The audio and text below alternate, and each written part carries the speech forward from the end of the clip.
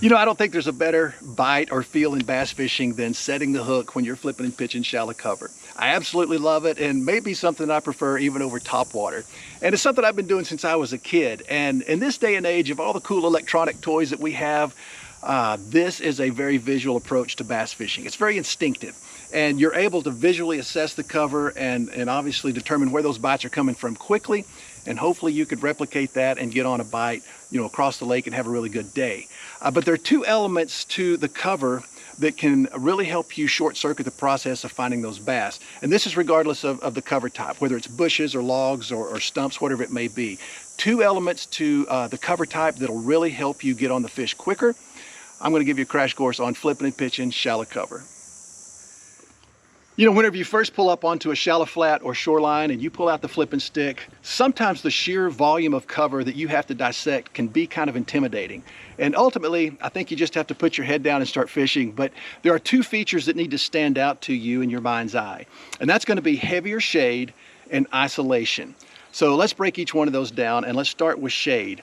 Obviously, that's how bass conceal themselves in that cover. That's how they ambush passing bait fish. So anytime you see a piece of cover that casts a little stronger shadow, that's a really high percentage piece of cover. That could look like a bush or treetop that just has a little heavier limb structure. That's going to create more shadow in the water. It could mean that you have a horizontal piece of cover amidst a bunch of standing vertical cover. And that vertical or horizontal cover can really be a key attribute. The other thing about shade that sometimes gets overlooked is the depth of the cover. So if you've got a point that's got 2 to 3 foot bushes on top, maybe you've got 5 or 6 foot bushes on the side of that point, those deeper bushes a lot of times will hold fish because they don't have as much sunlight penetration on those deeper bushes. And the other thing about deeper bushes is if they're just under the surface of the water, a lot of times they get overlooked and they don't get fish quite as hard. So think about shade in that aspect as well. Now, isolation is always a key feature regardless of technique or depth, but whenever you're flipping and pitching this shallow cover, anything that stands off by itself really needs to get your attention. And isolation doesn't mean that there's a single bush 50 yards out away from everything else. It might mean it's the last bush on the point, or it could mean that you've got a single bush that stands out 2 or 3 feet away from a big clump of bushes. Anything that stands off by itself, that's always going to be a key attribute for quality bass. Okay, so as I approach each individual piece of cover, I want to make my very first flip or pitch to that cover the best one. And what I mean by that is I want to put that bait right in the heart of the heaviest shade that's up there, because I think that's where most of the big fish are going to hang out most of the time. And I think there's a reaction bite whenever that bait first lands and goes right in front of them. That's when they reach out and grab it. So that's my approach. Make that first flip count.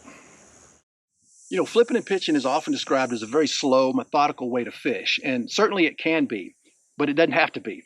In fact, I kind of have a rule of thumb, that, especially when I'm in search mode, that I'm going to make 1, maybe 2 flips per bush. I'm going to let it hit the bottom, hop it once or twice, and then I'm going to the next one. And I'm simply trying to cover water. And it could be that I'm missing some fish, that somebody that's coming in behind me that's fishing a lot slower, a little bit more methodically, they might catch those fish. But to me, it's a numbers game. I'm literally trying to hit as many bushes as I can until I put the pattern together. And if I can hit 50 more bushes, I feel like there's 50 more opportunities for me to get that first flip reaction bite. So I use a stick and move process, and it allows me to cover a lot of water quickly. All right, let's talk tackle setup for flipping and pitching shallow cover, and let's start with the rod. I like a rod that's at least 7 foot 3 inches long, maybe 7'6", and those longer rods really help you on your distance whenever you're trying to make that long pitch, but they also give you a lot of leverage in pulling those fish out away from cover. I like a medium heavy to extra heavy rod, but I don't want a rod that's so stiff on the very tip that I lose my accuracy. So a rod that's got just a little bit of a softer tip will really help you in presenting that bait accurately. All right, let's talk about the line, because I think you can actually go braid or fluorocarbon, either one.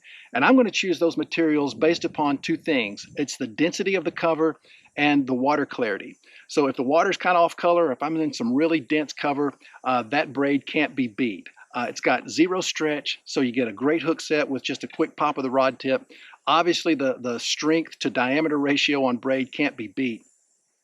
For me, I think 50-pound Seaguar Smackdown is adequate. If you want to go 65, you could certainly do that. And that Smackdown is just a great braid. It's a nice, smooth, round 8-count braid. It comes through the rod guides really quietly. It doesn't dig into the reel spool on a hook set. It's just a great line, and I really enjoy fishing that. I would go with the Stealth Gray just to mute that line color in the water. Okay, if I'm fishing a little bit lighter cover, or maybe the water clarity is 2 feet or greater, then I feel like the low visibility of fluorocarbon is really hard to beat. And for me, I want to go pretty heavy on that line. I want to go at least 17, maybe 20 pound, even as much as 22 pound Seaguar Tatsu or Seaguar Abrazex. And I often mention those lines in tandem. It's kind of 1A and 1B.